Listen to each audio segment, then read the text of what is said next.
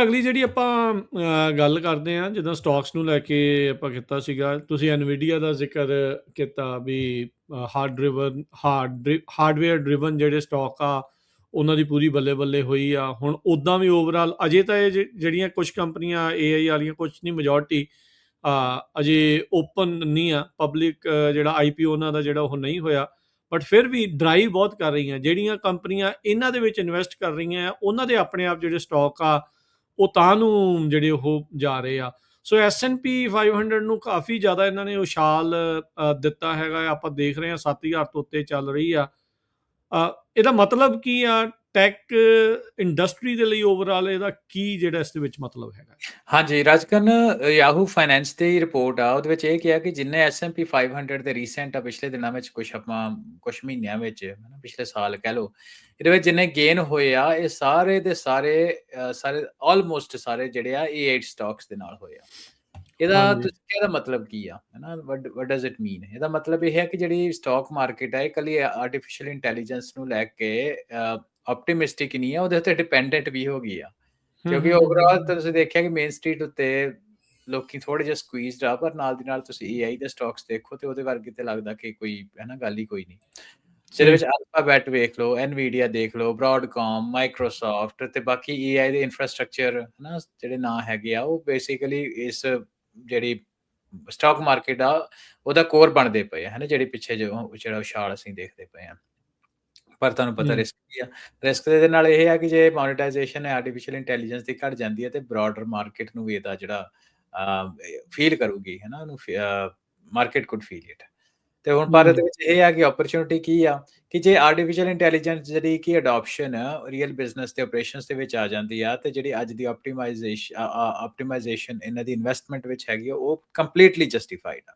ਆਪਾਂ ਜਿਹੜੀ ਹੁਣੇ ਰਿਪੋਰਟ ਤੁਸੀਂ ਆਪਾਂ ਗੱਲ ਪਿੱਛੇ ਹੁਣੇ ਕਰਕੇ ਹਟੇ ਆ ਵੀ ਹੁਣ ਰੀਅਲ ਵਰਲਡ ਦੇ ਵਿੱਚ ਜਿਹੜੀ ਆਰਟੀਫਿਸ਼ੀਅਲ ਇੰਟੈਲੀਜੈਂਸ ਜਿਹੜੀ ਆ ਉਹ ਆ ਰਹੀ ਹੈ, ਜਿਹੜੀ ਕਿ ਸਟਾਕ ਮਾਰਕੀਟ ਲੁੱਕ ਫਾਰਵਰਡ, ਕਿਉਂਕਿ ਸਟਾਕ ਮਾਰਕੀਟ ਇਮੋਸ਼ਨਲ ਹੁੰਦੀ ਆ ਨੰਬਰ 1 ਤੇ ਨੰਬਰ 2 ਦੇ ਉੱਤੇ ਫਿਊਚਰ ਲੁਕਿੰਗ ਸਟੇਟਮੈਂਟ ਹੈ ਵੀ ਅੱਜ ਦੀ ਗੱਲ ਨਹੀਂ, ਅੱਜ ਜੋ ਹੈਗਾ ਉਹ ਹੈਗਾ ਹੀ। ਅੱਜ ਭਾਵੇਂ ਕੰਪਨੀ ਪੈਸੇ ਲੂਜ਼ ਕਰ ਰਹੀ ਹੈ, ਠੀਕ ਆ, ਦੈਟਸ ਫਾਈਨ, ਪਰ ਅੱਜ ਤੋਂ 3 ਸਾਲ ਨੂੰ ਇਹਦੀ ਜਿਹੜੀ ਆਊਟਪੁੱਟ ਆ ਕੀ ਹੋਗੀ। So stock market long term investment ਦੇ ਉੱਤੇ ਜਿਹੜੀ ਉਹ ਜੇ ਖਾਸ ਤੌਰ ਤੇ ਆਰਟੀਫਿਸ਼ੀਅਲ ਇੰਟੈਲੀਜੈਂਸ ਦੇ ਸੰਦਰਭ ਦੇ ਵਿੱਚ ਹੈ।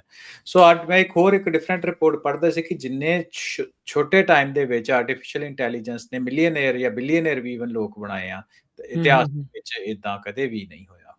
ਸੋ ਹੁਣ ਸਵਾਲ ਦੇ ਵਿੱਚ ਇਹ ਉੱਠਦਾ ਕਿ ਜਿਹੜੇ ਇਨਵੈਸਟਰ ਆ ਉਹ ਪ੍ਰੋਡਕਟਿਵਿਟੀ ਗਰੋਥ ਵੱਲ ਵੇਖ ਰਹੇ ਕਿ ਟੈਕ ਬਬਲ ਦੇ ਵੱਲ ਜਾ ਰਹੇ, ਕਿਉਂਕਿ ਨੇ ਸ਼ੇਅਰ ਵੀ ਤਾਂ ਹੁੰਦੇ ਹੀ ਆ ਨਾ, ਗੱਲਬਾਤ ਮਾਰਕੀਟ 'ਚ ਕਾਫੀ ਚੱਲਦੀ ਹੈ ਕਿ AI ਬਬਲ ਦੇ ਵਿੱਚ ਅਸੀਂ ਬੈਠੇ ਆ। ਇਹ ਵਿੱਚ ਰਾਜਕਰਨ ਆਪਾਂ ਜਿੱਥੇ ਬਹਿ ਕੇ ਗੱਲ ਕਰੀ ਕਿ ਸਾਡੇ ਕੋਲ ਕ੍ਰਿਸਟਲ ਬਾਲ ਆ, ਫਿਊਚਰ ਵਿੱਚ ਇਦਾਂ ਹੋ ਜਾਣਾ, ਤੇ ਮੈਨੂੰ ਲੱਗਦਾ ਕਿ ਉਹ ਇੱਕ ਹਨਾ ਫਿਊਚਰ ਦੇ ਨਾਲ ਕੋਈ ਸਹੀ ਨੈਰੇਟਿਵ ਜਿਹਾ ਜਿਹੜਾ ਨਹੀਂ ਹੋਊਗਾ। ਫਿਊਚਰ ਵਿੱਚ ਹੀ ਹੁੰਦਾ। ਇਹ ਟਾਈਮ ਹੀ ਦੱਸੂਗਾ ਕਿ ਟੈਕ ਬਬਲ ਆ ਹਨਾ ਜਾਂ ਰੀਅਲ ਪ੍ਰੋਡਕਟਿਵਿਟੀ ਗਰੋਥ ਆ।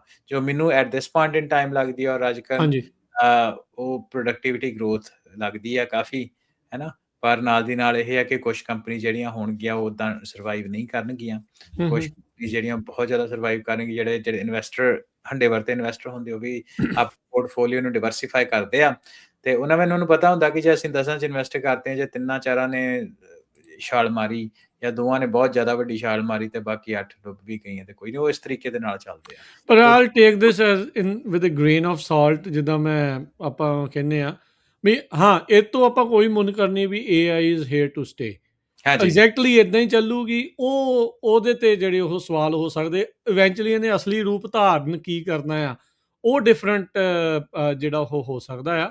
ਸੋ ਨਹੀਂ, ਬਿਲਕੁਲ ਇਹ ਚੀਜ਼ ਦਾ ਜਿਹੜਾ ਆਪਾਂ ਇਹਨੂੰ ਆਪਾਂ ਜਿਹੜਾ ਜ਼ਰੂਰ ਦੇਖਦੇ ਹਾਂ। ਸੋ ਪਰ ਇਹ ਆ ਵੀ AI is here to stay. .com ਜਿੱਦਾਂ ਆਪਾਂ ਪਹਿਲਾਂ ਵੀ ਕਰਦੇ ਹਾਂ ਵੀ ਚਾਹੇ ਉਹ ਬਬਲ ਬਰਸਟ ਵੀ ਹੋਇਆ ਪਰ .com ਗਿਆ ਤਾਂ ਨਹੀਂ ਨਾ ਕਿਤੇ, ਉਹ ਰਹਿ ਤਾਂ ਗਿਆ ਹੀ ਆ, ਉਹ ਹੈਗਾ ਤੇ ਹੈਗਾ ਹੀ ਆ। ਇਹਦੇ ਵਿੱਚ ਇੱਕ ਜਿਹੜਾ ਮੈਨੂੰ ਜਿਹੜੀ ਸਭ ਤੋਂ ਵੱਡੀ ਜਿਹੜੀ ਚੀਜ਼ ਹੁੰਦੀ ਹੈ ਐਨਰਜੀ ਕੰਜ਼ੰਪਸ਼ਨ ਨੂੰ ਲੈ ਕੇ ਆ ਵੀ ਕੀ ਆਪਣੇ ਕੋਲ ਇਨਫ ਐਨਰਜੀ ਹੈਗੀ ਆ, ਇੰਨੇ ਡਾਟਾ ਸੈਂਟਰਸ, ਇੰਨੇ ਏਜੰਟਸ ਜਿਹੜੇ ਉਹ ਰਨ ਕਰਦੇ ਰਹਿਣ ਦੇ ਲਈ, ਵੀ ਇਹ ਬੈਲੈਂਸ ਜਿਹੜਾ ਉਹ ਕਿੱਦਾਂ ਬਣੂਗਾ, ਕਿ ਮੱਛੀ ਪੱਥਰ ਚੱਟ ਕੇ ਮੁੜੂਗੀ ਵਾਪਸ ਜਾਂ ਕਿਵੇਂ ਜਿਹੜਾ ਉਹ ਹੋਊਗਾ।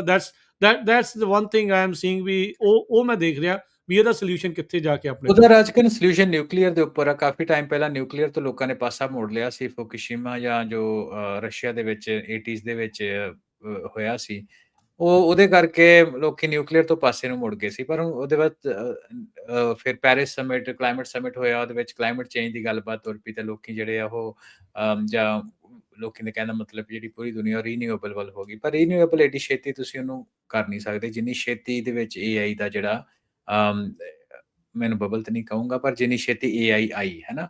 ਹੁਣ ਇੰਨੀ ਛੇਤੀ ਦੁਬਾਰਾ ਲੋਕੀ ਜਿਹੜੇ ਆ ਕੰਪਨੀਜ਼ ਆ ਜਿਨ੍ਹਾਂ ਕੋਲ ਡੇਟਾ ਸੈਂਟਰ ਓਨ ਕਰਦੇ ਆ, ਗੂਗਲ ਹੋ ਗਈ, ਮਾਈਕਰੋਸਾਫਟ ਹੋ ਗਈ, ਓਪਨ AI ਹੋ ਗਈ, ਹੈ ਨਾ, ਇਹਨਾਂ ਸਾਰਿਆਂ ਨੇ ਹੁਣ ਦੁਬਾਰਾ ਤੋਂ ਜਿਹੜੇ ਛੋਟੇ-ਛੋਟੇ ਨਿਊਕਲੀਅਰ ਰਿਐਕਟਰ ਹੈਗੇ ਆ ਉਹਨਾਂ ਨੂੰ ਜਿਹੜੀ ਇਨਵੈਸਟਮੈਂਟ ਜਿਹੜੀ ਉਹਦੇ ਤੇ ਕਰਨੀ ਸ਼ੁਰੂ ਕੀਤੀ ਆ। ਇਹ ਮੰਨਿਆ ਜਾ ਰਿਹਾ ਕਿ 2028 ਤੋਂ ਜਿਹੜੀ ਨਿਊਕਲੀਅਰ ਐਨਰਜੀ ਆ ਇਹ ਆਨਲਾਈਨ ਆਉਣੀ ਸ਼ੁਰੂ ਹੋ ਜਾਏਗੀ, ਜਿਹਦੇ ਕਰਕੇ ਡੇਟਾ ਸੈਂਟਰ ਦੀ ਜਿਹੜੀ ਇੰਪਾਵਰਮੈਂਟ ਆ ਉਹ ਆਪਣੇ ਸਾਹਮਣੇ ਹੋਊਗੀ। ਸੋ ਇਹ ਜਿਹੜਾ ਬਦਲਾਅ ਦੇਖਿਆ ਜਾ ਰਿਹਾ, ਕਿਉਂਕਿ ਰੀਨਿਊਏਬਲ ਐਨਰਜੀ ਕੋਲ ਇੰਨੀ ਸਮਰੱਥਾ ਹੈ ਨਹੀਂ ਕਿ ਏਡੀ ਛੇਤੀ ਉਹ ਅੱਗੇ ਚੇਂਜ ਓਵਰ ਹੋ ਜਾਵੇ ਕੰਮ। ਜੀ। ਪਰ ਇਹ ਆ ਵੀ ਹੁਣ ਇਹ ਆਪਾਂ ਨੂੰ ਪਾਲਿਸੀਆਂ ਦੇਖਣੀਆਂ ਪੈਣੀਆਂ ਵੀ ਕਿੱਦਾਂ ਬਣਦੀਆਂ। ਜੀ। ਕੈਲੀਫੋਰਨੀਆ ਵਿੱਚ ਇੱਕ ਅੱਧਾ ਰਹਿੰਦਾ ਨਿਊਕਲੀਅਰ ਪਲਾਂਟ ਡਿਆਬਲੋ ਵਾਲਾ, ਉਹ ਵੀ ਬੰਦ ਕਰਨ ਦੇ ਵੱਲ ਨੂੰ ਜਿਹੜਾ ਉਹ ਜਾ ਰਿਹਾ ਆ।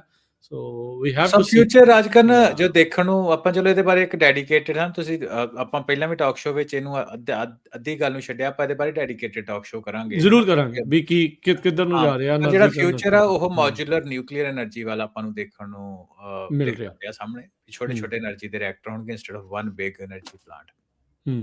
ਅੱਛਾ,